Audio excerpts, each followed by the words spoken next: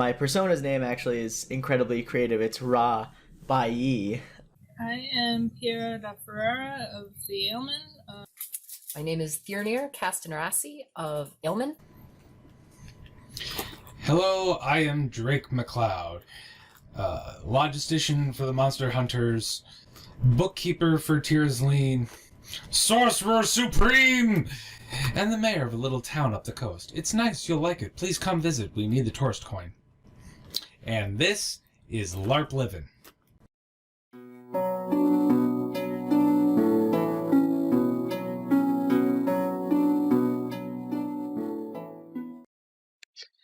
If you could describe your persona in one sentence, what would it be?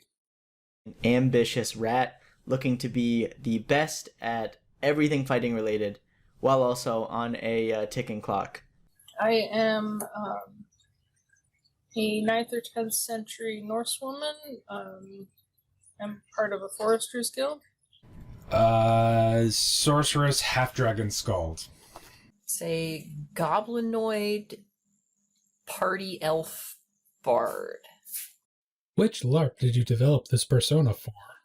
Or do you bring it across games and realms? Now, I developed the persona mostly for just every game across the board that I can play and will play. Dagger here, Hearthlight, Amtgard, even if I can get into Darkon and Bell, or Damarung if, this is something applicable to those things. I will use it, I'll wear it, I will be that character for those battles, for those fights, mostly because every single one of those is just an opportunity to develop this persona. So this persona was my second persona, and it was originally developed for a Forester's Guild within the local chapter of the SCA. So I originally developed this persona for Dagohir, which I no longer play for reasons. And now I exclusively use this persona, well, not exclusively, I use this persona predominantly in Hearthlight at this point. However, I do occasionally go to SCA events to mingle with those denizens. So initially I developed this persona kind of by accident in the SCA, but I'm refining it specifically for Hearthlight. And I plan on sort of porting it over to the SCA with a couple minor adjustments. Where did you first find inspiration for this persona? The inspiration for this persona came from the Skaven from Warhammer, the Warhammer universe. I honestly hadn't gotten into Warhammer that much until about, I want to say, 6 or 7 months ago, over last summer. But I had thoroughly enjoyed the game Vermintide and Vermintide 2, and I didn't understand entirely why until I started looking at the characters you were fighting in the game. The game has you taking on these rat people, these rat warriors called the Skaven. They are like almost uncountable in number. You could never exhaust their resources. They will always be there. They will always come back. They are, in a sense, just like the cockroaches in a way of that universe. No matter what, it is so hard to wipe out a group of Skaven because there's always so more coming at you, and they've got these mean-looking weapons and gear. They've got this very like evil, devilish look about them that it really actually like drew me to the people I was fighting in the game rather than the people I was playing. The color palette was decided by the suggestions and requirements of the Foresters Guilds. They favor predominantly greens and browns to blend in with the forest, or grays for winter. So that's what the majority of my kit for this persona is. As far as the clothing, in the fall and the winter in Vermont, it gets very chilly. So having something that was easy to layer comes in handy. So back in the early 2000s, I was like 13 years old, and my dad decided he wanted to teach me how to play Dungeons & Dragons, and he got all the books for 3rd edition. And as I was like really reading, like probably more than I do these days when it comes to rule books, I immediately fell in love with sorcerers and with the idea that, like, there's that rumor that dragon blood might be flowing through their veins, causing them to be inherently magical. And so I started almost immediately just playing that class exclusively. And then the Tome and Blood kind of expansion book came out and first introduced the world to the Dragon Disciple, which I fell in love with even more. Because not only was it a rumor anymore, but like you could actually turn into a half dragon, both flavor-wise and mechanically. And I loved that idea.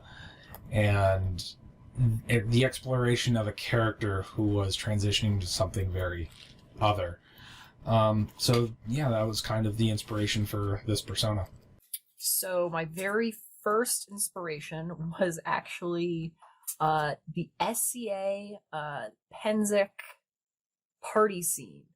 I was at a party, and I had a Viking persona at first, hence the Norse name, and was in my Viking clothes and went down to a party in the bog and saw a pair of belly dancers who were these beautiful men covered in jewelry, long hair, this elf vibe, like, and I was like, I want to do that. What was the first thing you made or purchased to start expressing this unique persona? The first thing I purchased actually was a big purchase, honestly. It wasn't something small like a tunic or a piece of, jewelry or anything. The first thing I did was I found my favorite Skaven from the lore and from the images and everything. It turned out my favorite Skaven look was Queek Headtaker, who was this very infamously evil Skaven warlord. Now, I loved the armor, I loved Queek's look, but I didn't want to just play Queek Headtaker. I wanted to make my own character. So I got in contact with an armor maker, someone who does really, really incredible professional work. There are so many people that do armor work in the games I play that it was almost like I had my pick and choose, like I had my take of who would be interested in the project. I chose the armorer Cade, and I found him through a friend of mine whose armor I absolutely love. So I knew Cade's work, I knew Cade's style, I knew what Cade might be interested in, so I got in contact with him and said, hey, this is kind of what I'm going for. Let's see if we can turn this into more of a similar design but unique look. Throughout the process, there were different things that were changed up from the original images of Queek Headtaker to something that it is now. But at the end of it all, I have an incredibly unique piece of armor that turns heads whenever I wear it. It is incredibly well detailed. It is so beautiful. I'm absolutely in love with my armor. So before I ever started on this persona, I had previously worn some Norse garb. The first thing I purchased was a set of oval brooches to hold up my dress, which are not currently visible. They are kind of a bronze or brass color with spirals on them. The first thing that I made, I think, was this pack basket. I took a weekend class on that a friend's mother was running. So the first thing I got actually are these bracers. I don't know, something about strapping something onto my forearms just helps me feel like I'm embodying the persona. And these are, I know I got them from Etsy. I think it was like Dark Knight Armory. It might have been another vendor, I forget, but it was a pretty large vendor, and they had like two different options, one which was more or less like a costume thickness, and the other which they made for SCA thickness. And if it was SCA thickness, then it was good for like full contact LARP. So I ended up getting those, and that was the first thing I got for this persona. So Thirnir Part 2 Patient Zero was this garment that I bought, I think, my second year at Penzik, which is this dance vest that was made to go as part of like belly dancing garb, but I just love it so much. It doesn't fit me anymore because my shoulders got really broad, so it's sort of a visual thesis almost for like what I want the vibe to be. Like it's got some elf things with the points. It's got some circus stuff. It's Middle Eastern, and oh god, is it sparkly? So. Is there some detail about your persona that often goes unnoticed that you wish others would see?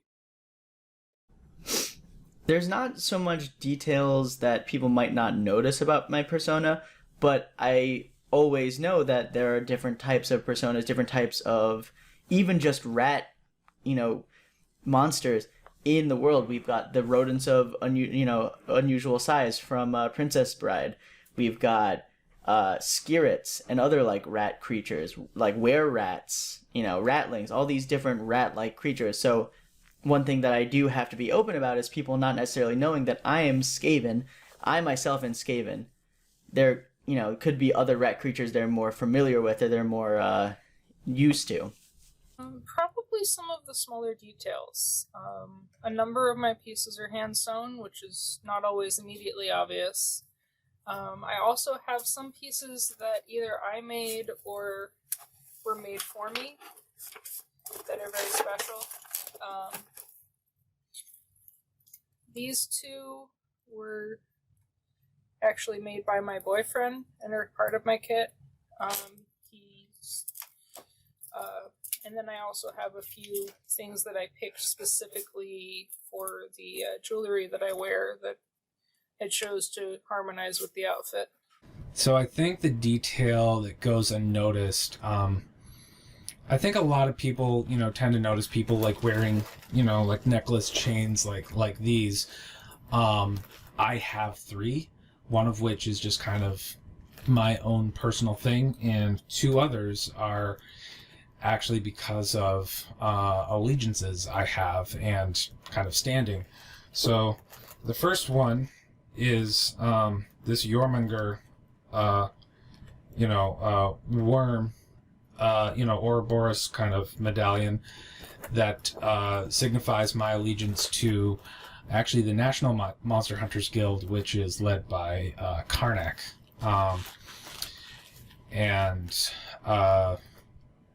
So that was something I got to kind of symbolize that.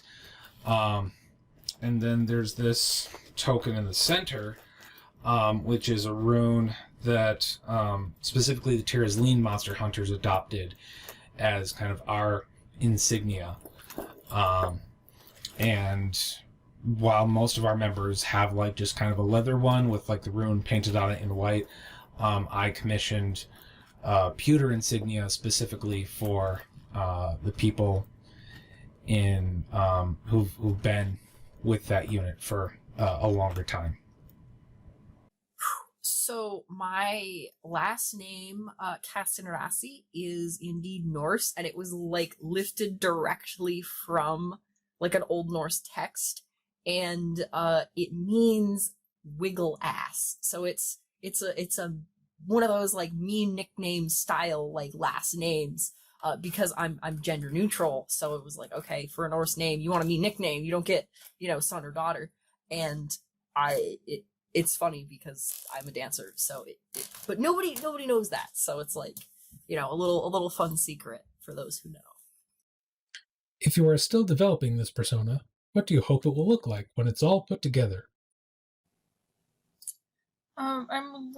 I've largely decided on the persona concept already. I'm just fleshing out details at this point, and adding additional pieces to my kit. Additional pieces of clothing, additional accessories. Since I intend to hopefully go on hikes or possibly camping with it later, a more historical camping kit. Things along those lines. So I am definitely still developing this persona, and part of it is based on the fact that I consider myself a man still transitioning into a half dragon. So like obviously my entire body isn't covered in scales. Eventually I will get more pieces. Probably whether it's greaves, or I'm definitely planning on getting a mask. I have like a set of horns. I'm hoping that the mask can incorporate the horns so that it's just a more solid look altogether. And then eventually I'll get to a point where I'll feel like it's complete, but today is not that day. So I'm still developing this persona partially because I outgrew all of the garb that I'd made for it. Go figure. So I'm hoping to have a very, like, the sweet spot between circus, person, bard, elf, kind of a barbarian vibe, and built on a, sort of a Near Eastern aesthetic framework.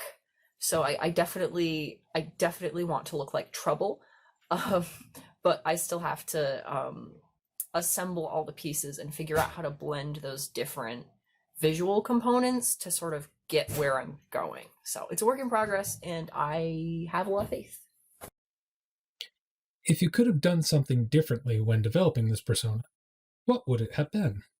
When it comes down to what I might have done differently for this, I would say maybe I would have started with the base and brought it out to the outside.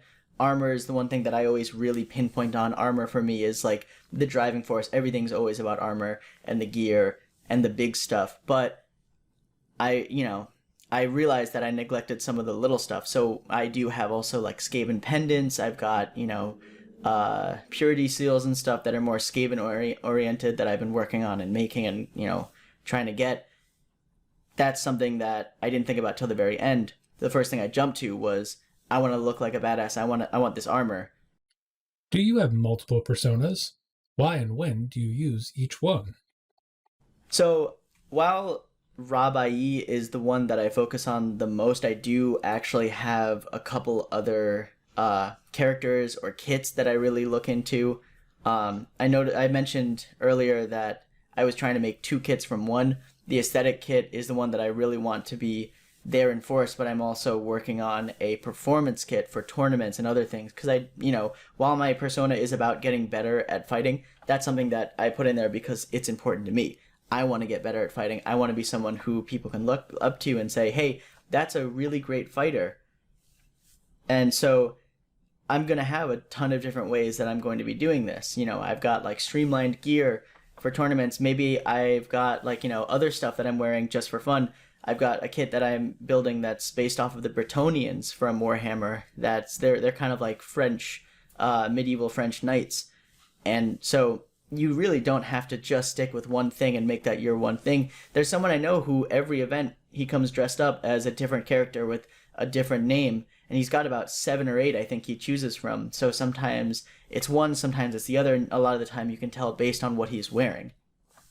I do have two personas. This is the one that I use most often these days. My original persona in the SCA, which is where my name comes from, is a 15th century Italian merchant. I don't have multiple personas. I'm really spending most of my time, effort, and money, frankly, working on honing this one as much as possible. While I don't make any of these pieces myself, I'm really kind of the guiding vision to bringing all these different pieces and facets of the persona together to make and show one persona.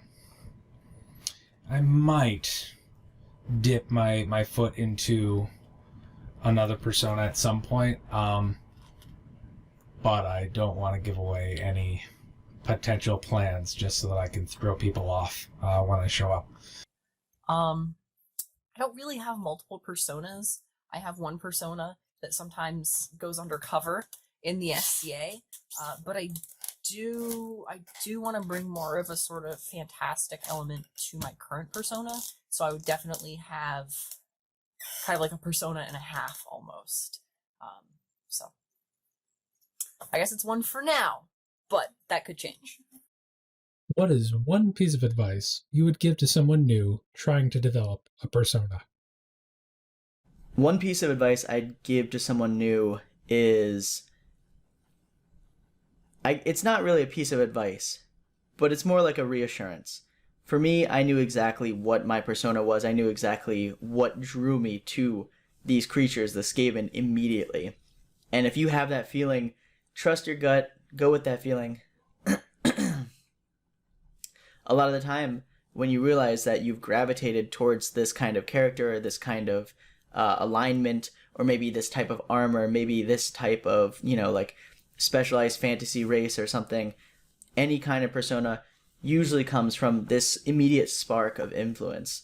You see something and you go, that's beautiful, that's lovely, I want to be like that, I want to recreate that, and then you just start going about it. And that's really what it comes down to, is trusting your gut when it comes to those things.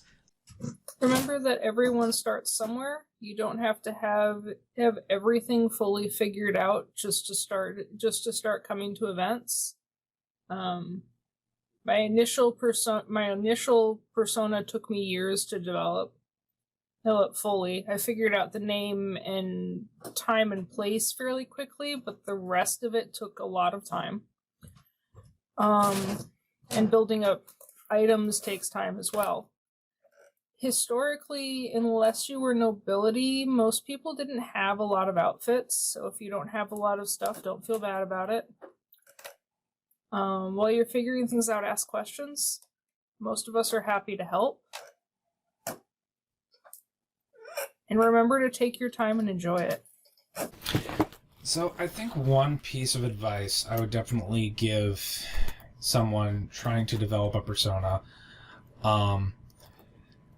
think of the development in increments. Everyone starts with just barely passing garb.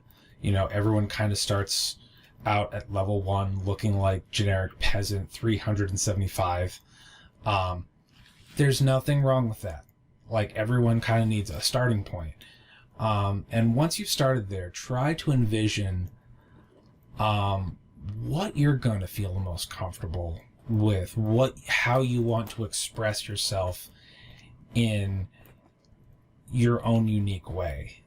And then slowly start, as slowly or as quickly as you can, but mindfully, get the things that are going to level you up and show more of who you are and who your persona is.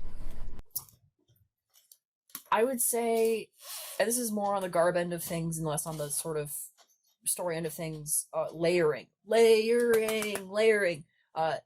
The biggest thing that I found out was that if you have at least 2 or 3 layers, like that, it looks the best. You look more like an actual medieval person and less like you're just wearing a costume. It lets you swap out your undershirt. You can have a bunch of those and they can be generic and you can swap them out when they get dirty, and everything else you don't have to wash. So if you have one jacket, you can wear it for a whole weekend unless it gets filthy. If you've got two or three, 2 layers underneath that, you're good. And that's how they did it in Period, and that's where I see a lot of new people sort of fall short. And you don't have to start there, but definitely build from the ground up when you're thinking about garbing yourself. Thank you all very much for joining us on this LARP Livin' episode. If you enjoyed this video and want to see more like it, please consider liking this video and clicking the subscribe button. We want to get as many eyes on this video as we can. We want to help as many people as we can to develop themselves, to be able to feel comfortable engaging in as many LARPs as they want. But for now, I've been Drake McLeod. You have been awesome. Thank you so much for joining us on this video, and we will see you in the next one.